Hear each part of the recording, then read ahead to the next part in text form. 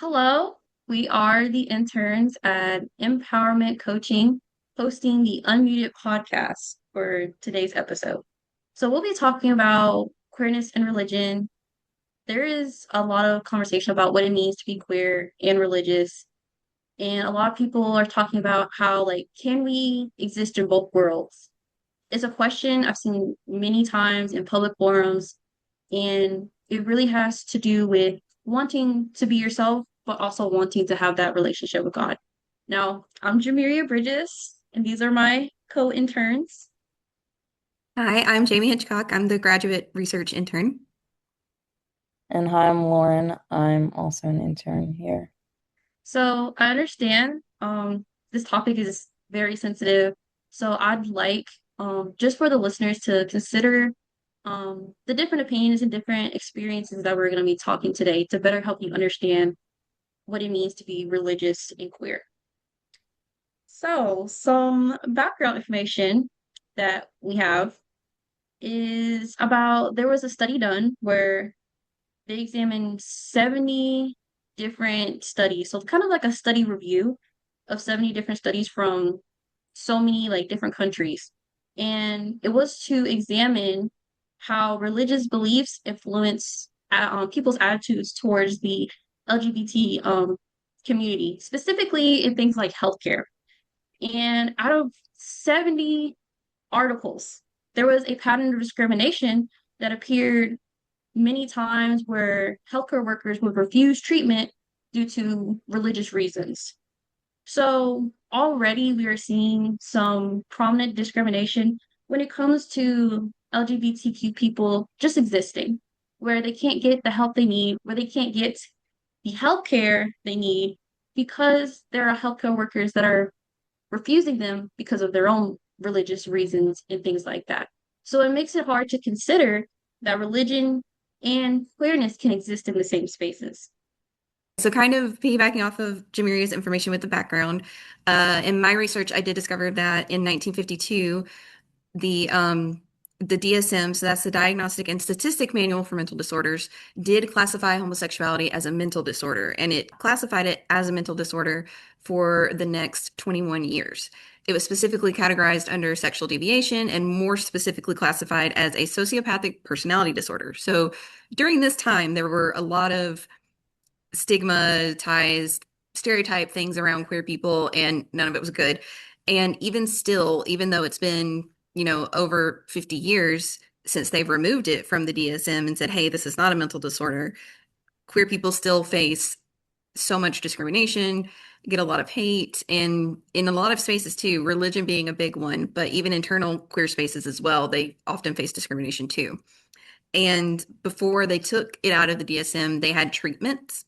So, like conversion therapy type treatment things. And then they said it was to assist with curing the homosexuality. So, this is something that definitely back then was seen as a mental issue that needed curing when it very much is not.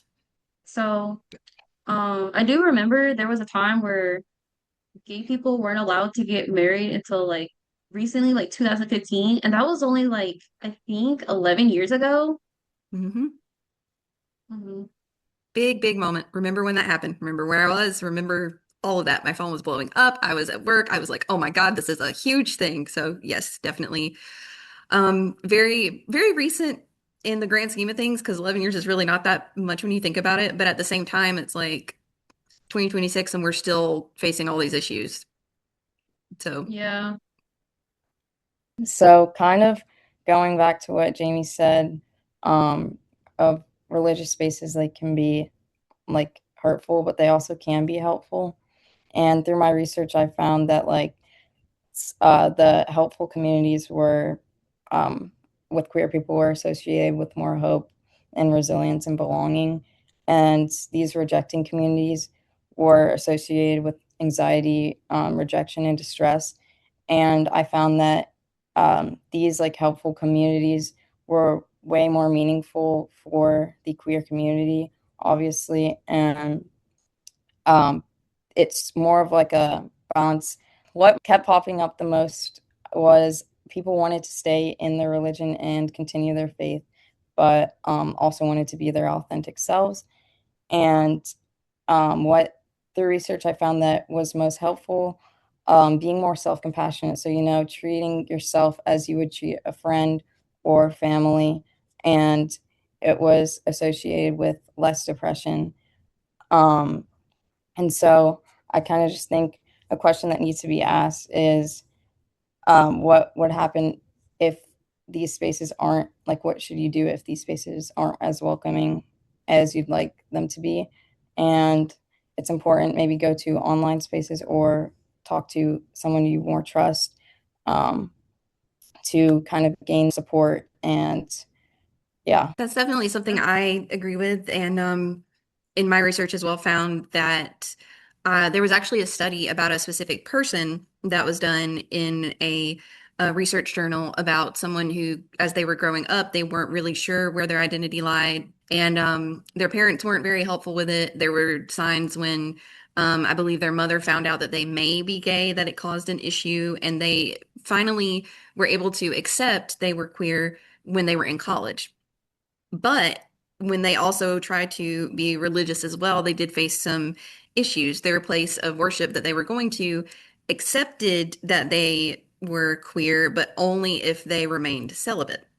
So it's like it still has a caveat, it still has a restriction. So they're still not fully allowed to be themselves. And that was something that was very difficult for that person to struggle with in the research that I found. So in thinking about that, one of the things that I have kind of thought, and it goes along with what Lauren was saying, is that like perhaps consider, finding someone within your congregation, your place of worship, whether that's a church, a mosque, wherever it may be, perhaps trying to find somebody that either can relate or somebody that you trust and are comfortable with and isn't going to cause you harm by you expressing yourself. And even possibly, you can also consider if there's somebody higher in the church or the congregation, if there's like a leader you could talk to and just express some concerns. But again, only if you feel comfortable. You don't want to put yourself in an uncomfortable situation. It's just the not knowing is often the really difficult part, I feel. Yeah, I like speaking from personal experience as a queer Muslim, it's very much a topic that we don't talk about. In Islam, it's okay to be gay, but it's not okay to act on those gay urges. And in Islam, we're always told that Allah is only going to give you as much as you can bear. It's not going to burden you with more than you can bear. And people use that argument to also talk about how queerness is just another struggle we have to get through to get into paradise, to meet Allah when we die. And I feel like I personally don't think that's something that Allah wants for us in general. He wants us to be who we are while also worshiping Him. And I do, just from reading the Quran and doing my own research of the Quran, there is nothing in the Quran that tells Muslims that being queer is a bad thing. It's a bad thing. And it could be a little scary coming out, especially in spaces where it's not talked about, where it's not discussed, where you don't act on it, where you don't talk about it. And we're always told, hey, don't share your sins. Don't talk about your sins with other people unless it's like with the imam of the mosque. And it's a little scary with the internet and all the fear mongering of like, if you do this, you're going to hell. So it is a little scary. Just like as, a queer Muslim myself, of like, sometimes I feel like I have to choose, knowing that I don't have to choose between my queerness and my religion, but it often feels that way. Definitely can agree with that. From personal experience, I grew up in a Christian household. So that was the religion that my family was in. That's how I grew up. And then as I got old enough to be in like college age and go out on my own, I started kind of seeing where my faith lie for myself. Like I went on that journey myself to kind of figure out, okay, is this really the path I want to take? And that's been something I've been, going back and forth with over the last couple of years. But as a queer person who grew up in a Christian household, um, definitely would hear a lot of things about how the Bible says it's a sin. And it's like you said, it doesn't like explicitly state, but like some people would say it kind of does with like Leviticus and things like that. So for me, when I try to talk to people that are close to me that don't necessarily understand, because I identify as pansexual and non-binary. So I tell them all you need to know is I'm a person that loves people. That's literally it. There doesn't have to be anything weird about it. There isn't anything weird about it. And I can still exist as that person and still have faith, still, follow a religion. Like I can exist in both and there doesn't have to be an issue with that. But so many people's experiences is not that, which is so very unfortunate. So many other queer people are probably going through their own struggles with someone they tried to tell that they trusted, maybe didn't accept them, or they did try to go to somebody in their religious space and discuss kind of their concerns, and that wasn't met with acceptance either. So it makes me kind of sad because that's not the common experience, unfortunately, like the experience I had with that.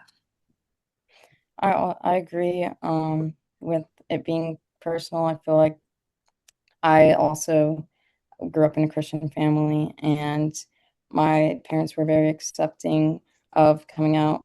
And it's just, um, it's a personal, like, you can have support. There's people that will support you, and there's also people that won't. I was thinking about that too. I was like, oh yeah, that was something that was mentioned because we've had discussions about this prior, about how like your identity, it's your own. Like nobody can take that from you.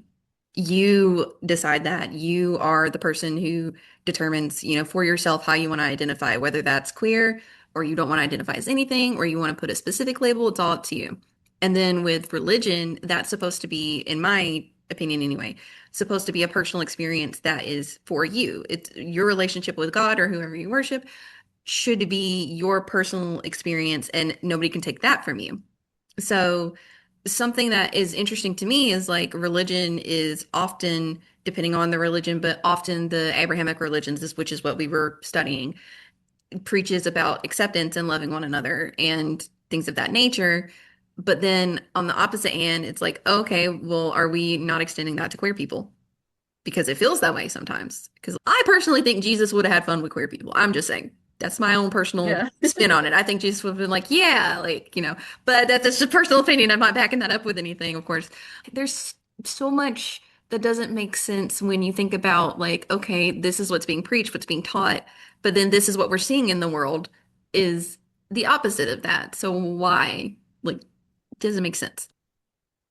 Yeah, I remember I was doing some research on cognitive dissonance because a lot of the times the reason why we tend to have all of this like stress, especially like being queer and religious, it feels like we can't exist in both spaces. So there is a lot of stress and a lot of cognitive dissonance when it comes to understanding um, where we belong in these spaces. So cognitive dissonance is just the tension between your actions and your beliefs. So if you're, Christian or Muslim or Jewish and you are taught to believe that homosexuality is sin, but internally you don't feel that way, or like internally you want to feel a different way, is that friction causes a lot of stress of like, I'm gay, but I can't be gay. And it's that feeling of like, what do I do? How do I remedy this? And a lot of people that, tend to remedy this, they do it through different kinds of like internalized homonegativity or internalized homophobia. And basically what that is like you're gay, but outwardly you hate gay people because you can't be yourself in the spaces that matter, like in your church. And so they did a study on this just to see more, just to look into it more, and they studied like 133 men. They were looking primarily into homosexuality. They answered their questionnaire, and a lot of them had this internalized shame within themselves, or this internalized hatred is inside themselves when it came to their religious orientation and things like that. And that negative feelings of shame, caused more stress, more depression, more anxiety. It caused a lot of these other mental health issues because they were suppressing themselves. And a lot of those people stepped away from their religion because of it. And, I recently became religious and I love Islam. I cannot see myself being anything other than Muslim. And it would hurt so bad to have to leave my religion because I feel like I'm not welcome. And this is what a lot of people go through, where they leave huge chunks of themselves because it feels like they have to choose between religion or their identity. Luckily, there have been a lot of movements lately that have been trying to fuse the two identities, where you can be queer, but you can also be religious, where you don't have to choose. You can be as you are. And just like from an example of like, being Muslim, there is a queer trans Muslim organization, or the QTMSO, right? So there's queer trans Muslim organizations in Canada, for example, and they're creating spaces for LGBTQ Muslims to exist. And it's really wonderful because also when researcher was doing this study, he was able to talk to some of the interviewees, and they were able to create a campaign called I Am Enough, where they emphasize the fact that you are enough in your faith and in your identity. So those people that are queer can exist and have these relationships with God without feeling like they have to choose. And I think that's the best thing we can do for people, is letting them choose, letting them have both, because both is just as important as either or. Yes. I totally agree with all that as well. I love that we're all on the same wavelength with this, which I mean, I figured we would be. Also, just to put this out there, none of what we're saying is like, we're not coming at it from a this is a clinical standpoint. We're not coming at it from a you have to follow this advice. We're just giving our own personal opinions based on research that we've done, and we'll obviously include sources in the description. And in case anybody wants to learn more about the studies that we discussed and we've researched, but we just wanted to make that abundantly clear because like we're not licensed, we're not professionals or anything like that. We're just queer people with opinions who want you to know that it's okay to be both. It is okay. Yes, I can't stress that enough. If you're facing these kinds of struggles in your place of worship, your religious space, and you don't feel like you can talk to somebody there, have you possibly considered like looking at other religious communities, like a different church or something of that nature? Because sometimes that can also be helpful as well. A lot of people, from what I've seen, want to stay at a specific church because like their family goes there, they know people, it's close by, etc. But that may not always be the best place as far as acceptance, because like you could love the people there and you could have a wonderful time there, but then as I've seen before, because I've actually gone to some churches that have this has happened where I felt comfortable, and then all of a sudden the sermon or the discussion of the day was about queerness being sinful.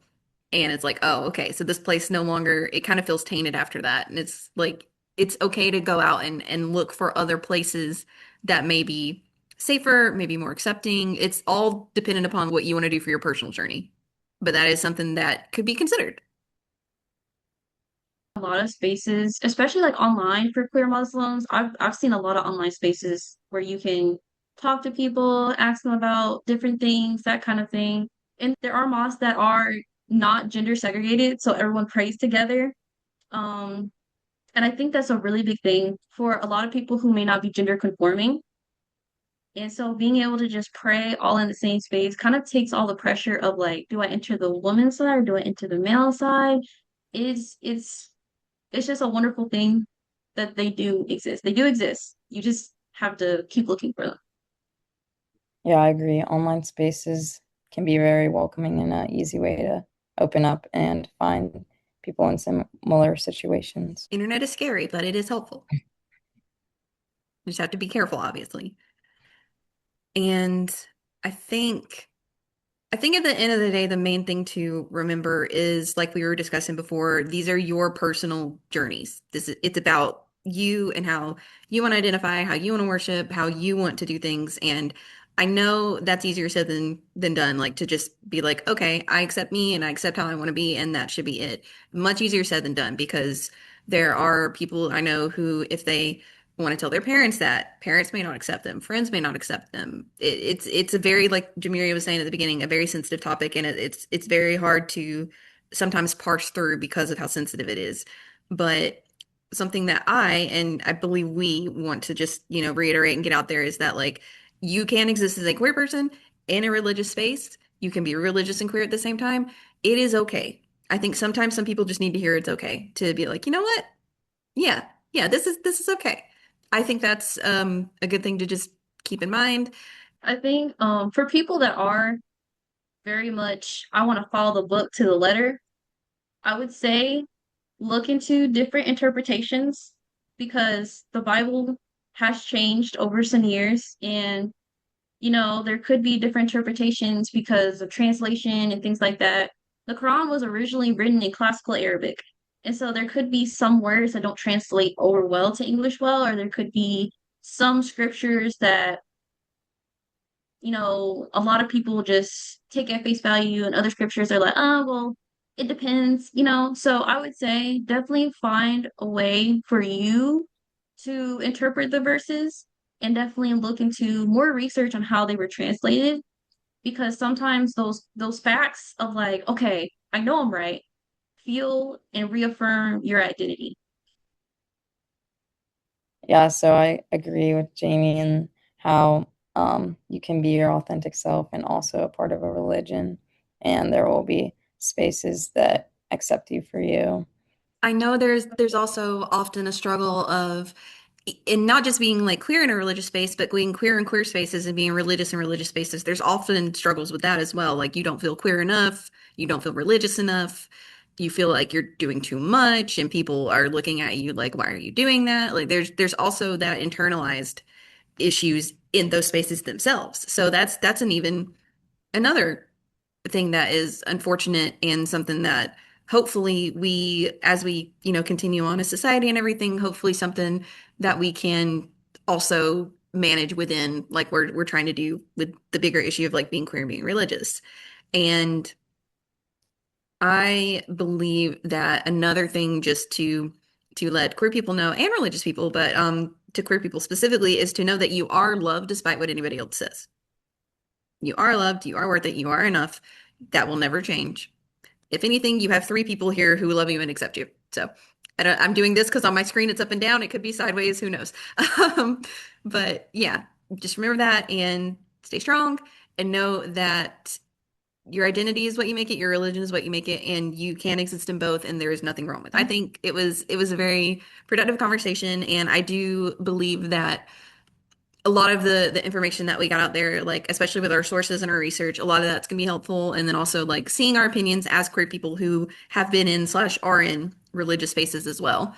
So I think that is gonna be the end of this episode for us. And leave comments, if you have questions, things like that, because empowerment coaching, one of the main missions is very big on advocacy. So these topics that are being discussed in the Unmuted podcast, mostly by Miss Mary, who is the empowerment coaching host in person. Most of those topics are going to be dealing with that. So definitely check out other episodes if you haven't already. Like Jayme said, if you need resources, you can always look at the show notes, or it'll be like hotlines in case you do need to talk to somebody.